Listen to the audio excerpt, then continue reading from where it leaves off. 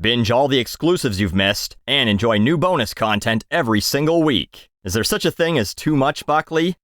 Why don't you ask your sister? Ha ha ha, 'cause she hates me.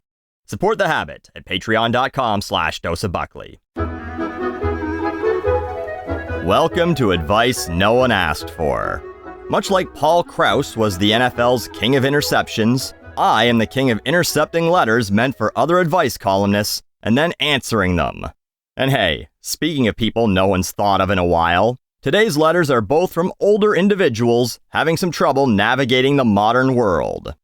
Dear Sugarcoaters, my husband and I relocated to Florida a little over a year ago and were quickly welcomed into our new neighbor's social whirl. 2 couples in the neighborhood are gay. 1 male, 1 female. While they are nice enough, my husband and I did not include them when it was our turn to host because we do not approve of their lifestyle choices. Since then, we have been excluded from neighborhood gatherings, and someone even suggested that we are bigots. We moved here from a conservative community where people were pretty much the same. While I understand the phrase, when in Rome, I don't feel we should have to compromise our values just to win the approval of our neighbors. But really, who is the true bigot here? Would you like to weigh in? How about we call this person Avoiding Sinners in Sarasota? Now, they don't say they're old, but I'm guessing they're old. A, because this was sent to a newspaper advice columnist. The only people still reading newspapers are people who were alive when they were invented. B, because they said social whirl. The fuck is a social whirl? C, because of their very outdated beliefs. And D, because they say they moved to Florida. You don't move to Florida to live. You move there to die. Anyway, listen here, Ethel. Did you have your spectacles off when you first read the advice columnist's name and you thought you were sending this to Clanlanders? Like, what response did you think you were going to get here? Oh my, yes, you're totally in the right. They're the bigots for not understanding your hate-filled beliefs. In fact, I personally think the gays should be treated like vampires, where they can't physically enter a building without first being invited in. And they also shouldn't be able to show up in mirrors or pictures, and they should explode when holy water hits them. Who's the true bigot here? Well, let's see. On one hand, you have the people who are inclusive of 2 couples in neighborhood activities regardless of their lifestyle choices. And then on the other hand, you have the people who refuse to have gay people in their home because they're gay. Gee, oh yeah, this is a tough one. Oh wait, no it's not. It's you. You are the bigot.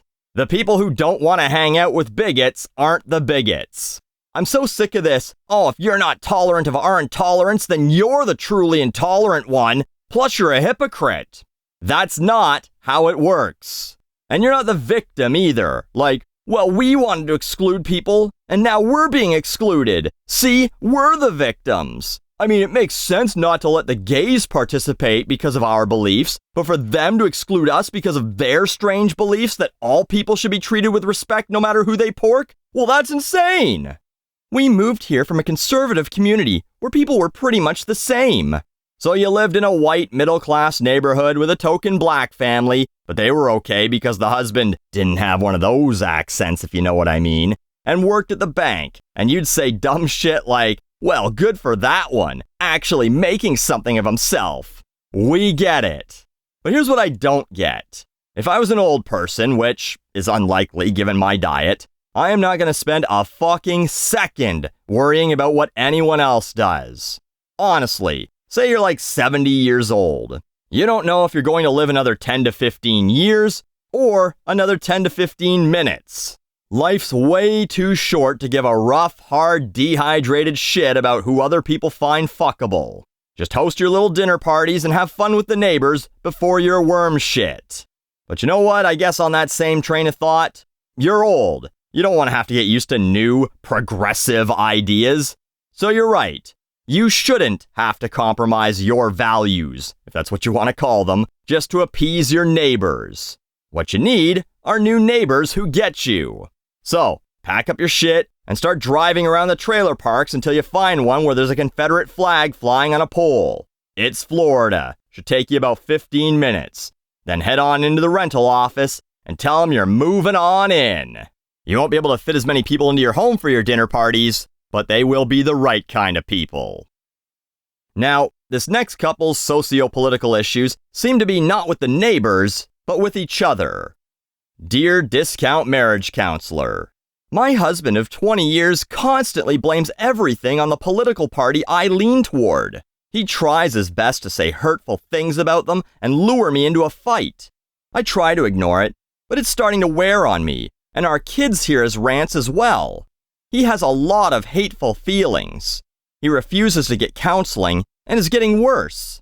I would appreciate any advice that you would be willing to give. Signed, well, obviously, Liberal in Lexington. So, your husband's been radicalized by the Facebook comment section of your local newspaper. I'm sure that over the last few years, a lot of people can relate to this. Now, we all know which side he's on, but this ultimately has nothing to do with that. It has to do with respect. It's very clear that he doesn't have any respect for you. Not anymore, and maybe he never did. I don't know what else you've been putting up with for 20 years now. This would be true if he were a liberal and spent every day trying to get you to fight with him, trying to turn the kids against you, blaming every problem he has on your side instead of taking responsibility for his own life. Which political party you both side with is irrelevant. When your husband is now trolling you like you're one of the Muppets on the internet that he fights with, when that's how he's treating you, the relationship is pretty well fucked. I try to ignore it. That's the problem. You can't ignore, you have to communicate. You have to tell him, listen, I love you, but I don't love this. Leave this shit on the internet. You're passionate about your political beliefs? Great, cool. You can spend as much time on Twitter as you want getting into fights. But leave it there. I don't want to hear it. And I don't want you ranting in front of the kids. Let them be kids. And if he still continues to be an asshole, then I guess that's up to you how you deal with it. You could torture yourself and stay together for the children's sake until they've grown up and have moved out, and then get a divorce after you're a bitter, worn down, dried up old sack of raisins. Or you can say, all right, well, I've been married for 20 years. If I got married in my 20s, then I'm still in my 40s. I got a few really good years left here. Most of my parts are still where they're supposed to be, and some of them still self-lubricate. I can go find someone else now who won't spend all day trying to goad me into a fight over their dumb fuck ideals that they've decided defines them as a person. And instead, we'll just shut the fuck up and watch a movie on the couch and then slip it inside me. Or you can just cheat on him. I don't recommend this very often because I hate cheaters, but if he won't grant you a divorce, then he's basically said, I refuse to let you be happy. And as I said before, life's way too short to let other people control your happiness. And then, when he finds you in bed getting deep-dicked by one of the neighbors, making sounds that he's never heard you make before because it turns out he's been a lousy lay all this time, he can blame that on Biden too. I'm Buckley, and you're welcome.